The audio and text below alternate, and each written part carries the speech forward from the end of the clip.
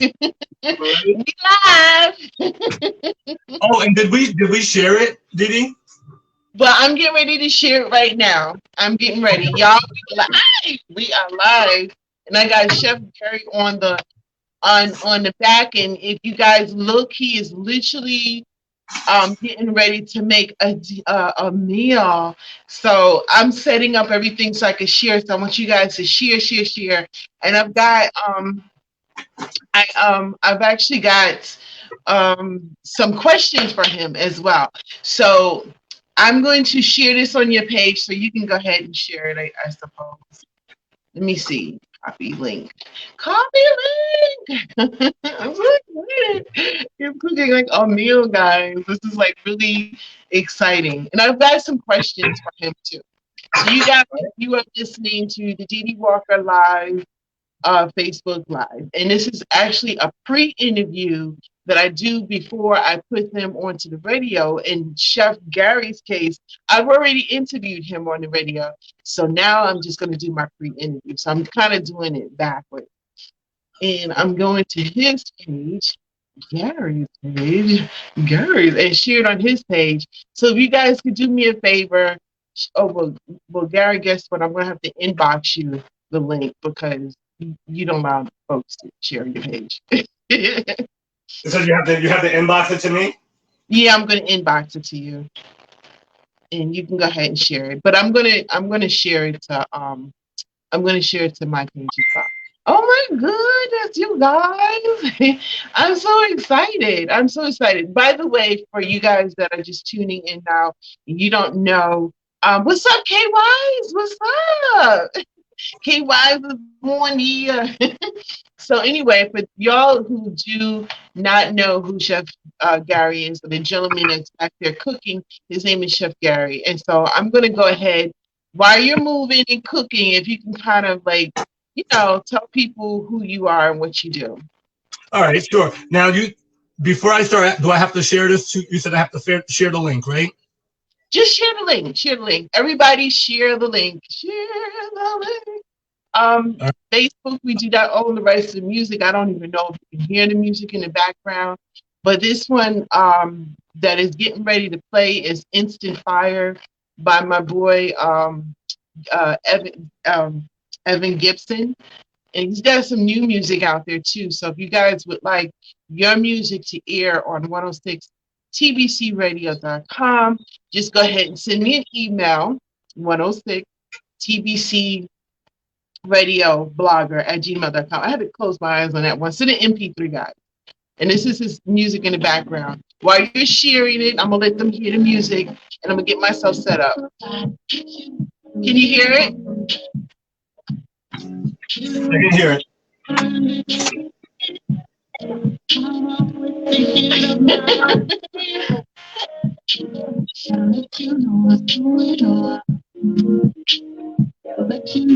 Oh, looks like you froze. Me?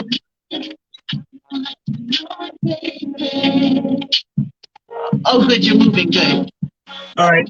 So what I'm gonna start off right now with is what I'm doing is Didi, I'm gonna add, as you know, I always put my my seasonings together. Mm-hmm. All right.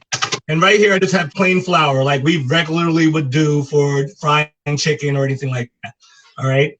I'm going to mix my seasonings up. And the reason I mix my seasonings up like this, because everything in here is no salt added, just spices. There's a difference between spices and herbs and seasonings. Understand? Seasonings are seasonings, spices are spices, and then there's herbs. Don't ever get them confused. So people often do. So I just want to season the flour a little bit. And once I season the flour, now I'm in control of the salt. Oh, okay. So sea salt always, right? And on top, I can't show you, but in here is all of the orangeness from the seasoning. So when I add white sea salt, it sits right in the middle. I can see exactly how much I'm adding without having to use measuring cup. Okay. I take a fork all the time instead of shifting flour. That way I can fluff it up. All right. When I fluff it, that's the crispiness that's on the pork, the chicken, whatever you're frying. Just fluff it up back and forth, and then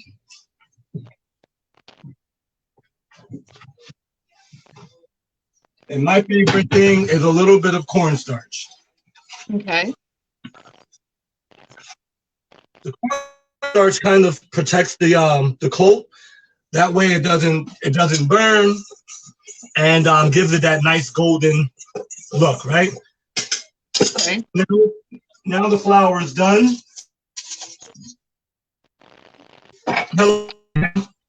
I'm over here on a radio show with Dee Dee Walker. So basically, the only way you'll be able to see that is Facebook. All right. So now, Dee Dee, the big part about this is before you go any further, you probably did explain, but there's some people logging on right now. If you can just explain who you are. K-Wise would like to know, who is Chef Gary? Chef Gary, I am a celebrity chef as well as an international modeling traveling chef. And what I mean by internationally modeling chef, I basically travel with an international model, if not others, and feed the whole team, whether it be in an Airbnb, resorts, whether it be state to state or overseas. Basically, I've worked for high-profile places such as Big Ten Rutgers schools, the New York Jets, celebrities such as Wanda Sykes, Jim Jones, Blase, and a lot of others. I've been on sets and behind stages for a lot of artists in the last 40 years. Awesome. And we've got some, while you're cooking, everything, which is looking really delicious, I've got some questions for you. And I know what you're making tonight sounds really delicious. I don't know if that's your favorite dish, but what is one of your favorite dishes that you actually make? One of my favorite dishes that I make is always salmon dishes. And to be completely honest with you, I am allergic to shellfish and seafood. But fish is definitely one of my favorite things to cook. And people always ask me, well, if you can't eat fish, how do you cook fish? That's easy. There's only 3 things that you need to know about fish: smell, texture, and the looks of a fish eye. That will tell you everything about the fish. There's not too many ways that you can cook fish. You can overcook fish, you can, but you shouldn't overcook fish, and you shouldn't undercook fish. So you can't get lost in transition with fish. You understand? So I have some tenderloins here. Ooh. You can see I'm actually pulling off the fat coat with my hand. That's how easy it is. All right. And people don't usually do what I'm going to do with the loin. And I'm not going to use all the loin. So, all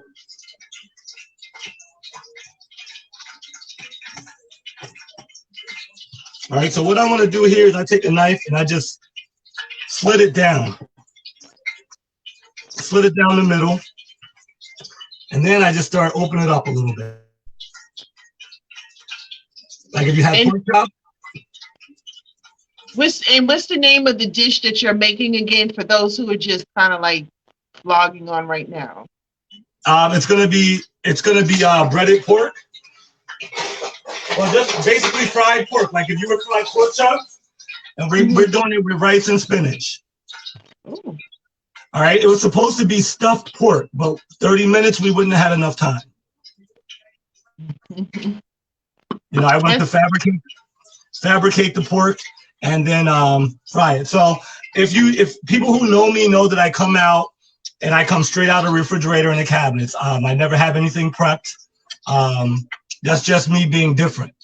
A lot of people come to the table and their stuff is prepped. My whole thing is to prove speed. It's been that for since I started.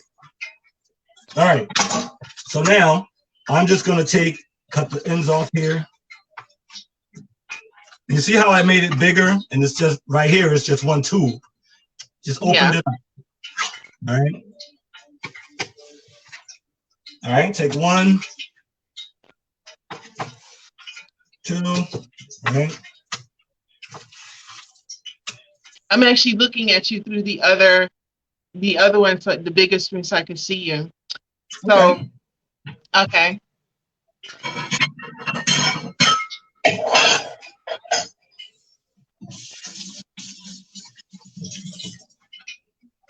All right. So now what I want to do is take a plate, bowl. You can take a bigger one if you want. That's what I'm gonna do. I feel so special. I'm sitting here like watching you cooking everything.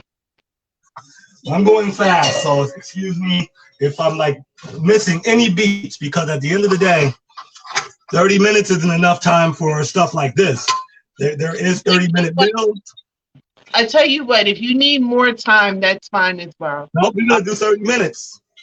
If you need more time, that's cool. But I do got some questions for you. These are questions that people inbox me that they wanted, they just, little basic things they wanted to know. One person wanted to know, what dish would you recommend cooking on the first date? Like the first time that you're cooking for somebody, what dish would you recommend to cook? Something very simple. And the reason I say very simple on the first date, and I'm pasta dishes are always good because you can keep them light, all right? Yeah. You can keep it sexy, and it doesn't take long, and it doesn't take too much challenge. See, when you start cooking for new people in a date, you want to impress people, right? So you don't want to cook something that she may be allergic to. She may not be allergic to starchy pasta. She may not be allergic to chicken. No one is. So you can make a chicken Alfredo or something like that, and just play it safe. And then once you get her, then you can hit her with the lobster tails and stuff like that. Before you go to lobster tails, you got to make sure that it's gonna be a second date. So you're gonna pull out the pastas. Look, I love pastas, and I'm gonna tell you a little inside story about myself. When it was a long time ago, long many moons, and I was dating this gentleman, and he asked me to cook for him, and I could not cook. So my mom was like, "Go ahead and make pasta. You can never go wrong with that." That's and right. Needless to say, it came out okay. But today, my pastas versus pasta back then, you know what? The dude must have really liked me because he ate it and said it was good. And I'm like, okay. But they say you can never really go wrong with pasta. What is it? What else? So now we're just going to go in the flour with it like you would your chicken. Ooh. Bring it all out so I can put it at the same time. Rice is already done, so we don't have to worry about that. And I had to do that earlier, and it's over here, just sitting under its pot lid, under steam, ready. All right, and you just bread it. Oh, okay. Oh, I got another question for you that just came in. Sure. What is a nightmare dish that you made that you were like, oh my God, just like I told you about my pasta dish, like nothing you could do, it was a nightmare dish. If you even have I've had several nightmare dishes in my career. I would have to say lamb and octopus were two of my things that I just was like, you know what, this is not part of my life. You know what I mean? And with lamb, you got to be at the right temperature for lamb. From time you leave the oven to the holding part of it, it's got to stay at that same temperature. The smallest bit will make it tough. It will. People who love lamb will know when you messed it up. So it's one of my nightmare dishes. I love it, but I hate it. And I'm just gonna go in the oil, and your oil shouldn't be hot at all. It shouldn't be like crispy, get it crispy, burn it up hot. You don't want to burn the oil, so always get all of the excess flour off so your oil stays clear. Because flour is what burns your oil, not the product. And then you know me, I love air frying. Okay. Is there like a special oil that you use? Like some people only like to cook with I don't know, coconut oil or Crisco or something like that. Is there a certain oil that you would prefer to use? Well, for frying, I would use Westing, only because it lasts longer. When you're frying heavy stuff like fish, chicken, pork, things like that, it lasts longer. Like 1020 oil in the car, 1040, like it lasts a little bit longer. Olive oil is not something you'll fry in. So there's olive oil, and then there's EVO, which is olive oil. Then there's EEVO, which is extra virgin. So olive oil is one of those things I love to use because it's healthy. It's one of those things that should and always reach your body with superfoods and other healthy things. Olive oil is what coats, what helps it get and to travel where it needs to go. It's that highway. It's that highway to health. All right, so I'm ready for your next question. So another person wanted to know, when did you fall in love with cooking? I was 16. I was working in a school for summer co-op work through the school. The school got asbestos, and we were switched to a hospital. Once we were switched to the hospital, I went to storeroom. And the job they gave me in storeroom was just too hard for a 16-year-old. Too much responsibility, let's say. And then I got transferred to dietary, and from there, it was on. I loved cooking. But the only reason I went to culinary school, I went to Johnson & Wells, is because the school accepted me, and no other college really was accepting me before I got that letter. So I felt like I better go since I got accepted, because I wasn't on a bunch of college lists to come, you know what I mean? So I didn't even want to go to school for cooking, but it was better than the Army. And the fact that I went to a great school and came out with what I came out with, I fell in love with it. Okay, cool.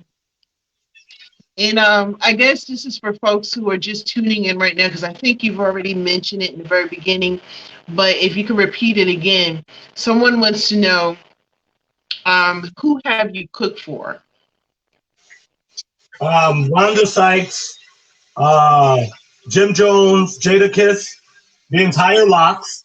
I worked for the New York Jets for 6 years. I was at Rutgers University, Big Ten school, football, for 3. Blase. Yeah, a lot of people. I'm published 4 times, magazine.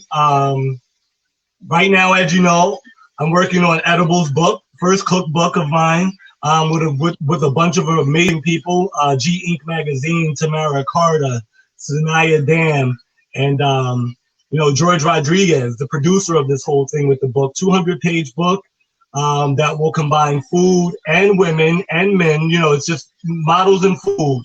I don't know if you saw some of the pages on my page, how that's coming with Edibles book.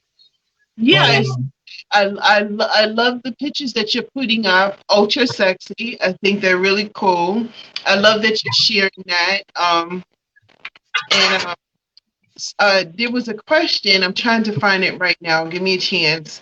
It's about that. Do you enjoy modeling as well? Because I do notice that you are taking quite a few pictures and stuff like that. Do you enjoy modeling as well? I do. Latoya Love, I call her my mentor, as well as my partner in the BBIM, Bold and the Beautiful International Modeling Events. It was never my plan to do modeling at all. When I went to my first event in Nevada back in 2018, she asked me to take pictures, and I said no. The photographers who were there, they were on some paparazzi stuff. So at the end of the week, on the 8th day, I saw my pictures flowing through laptops throughout the house of the photographers, looking at their editing and things like that. And I saw my photo on a couple of their laptops, and I was blown away, because I've never imagined myself looking